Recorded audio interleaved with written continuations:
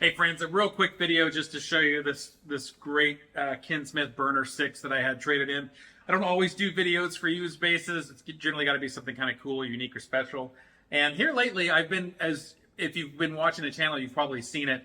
But I've been, I've kind of gotten into some Smith bases. I've had a Smith base for several years, and I've enjoyed it. That inspired me to work on a new model or a modified model with my friends over at F-Base. And because of that, I think I've just sort of like kind of gotten into the Smith fold a little bit.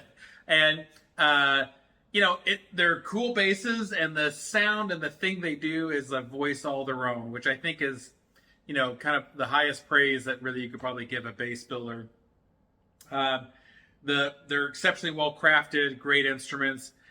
Ken has a reputation of maybe being a bit of a prickly pear, but in all my dealings with him, he's always been nice enough. Well, I say I haven't had very many, but he's been nice enough. And but he makes a great bass, and he's one of the pioneers of kind of the boutique bass world.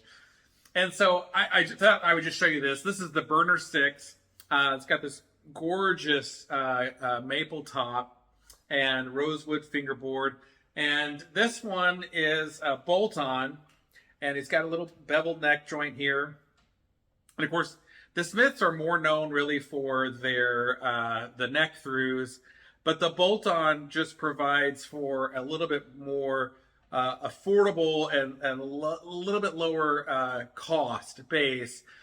But you don't give up anything in terms of the sound. Like, it still sounds like a Ken Smith. And this one in particular has been upgraded with a 3-band preamp.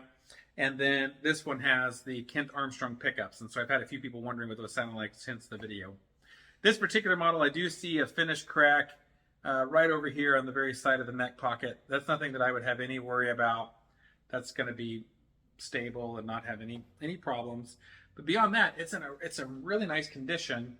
The other thing I think is just kind of interesting is the neck profile. And for a series called the Burner, it's a little bit on the thicker side for a neck profile.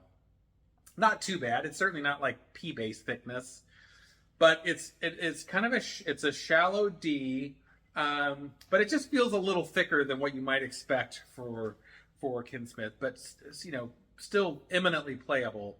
So if you're the type of player who just likes to have a little bit more meat up there, then this would be a good choice. I don't know if I can accurately measure it, but I'm going to give it a shot. So we will turn this thing on. It's in millimeters. It needs a new battery, but it should work well enough for this. It's a little hard to, I don't want to like go through the rigmarole of taking the strings off. Oh, here we go. This will work. Yeah, so it's 23.5 millimeters thickness at the 12th fret. And so that's a little on the thicker side. So you think about like the standard F-bass carve is 21.5 millimeters. Their new thinner carve, which is now their new standard, I think is 20.5. So it's a couple of millimeters thicker. So I will not make a joke about that. Okay. Moving on. So yeah, the Smith Burner 6, a classic Kinsmith sound at a little bit more affordable price point. If this was a neck through and like one of the normal neck through series, this would probably be a $7,000 to $8,000 bass used. So you're paying half that, $4,000 for it with the bolt on. So that's a really nice, if you're wanting that Smith sound, but in a little bit more affordable package, then this definitely does it. Head on over to FretSpot.com. If you see this thing on the website, it's available.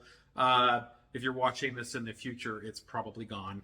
But you can always head over to FretSpot. If you see it there, it's there. If it's not there, it's already been sold. And yeah, friends, appreciate you watching. And like I said, if I get something cool, I want to share it with you. So take care.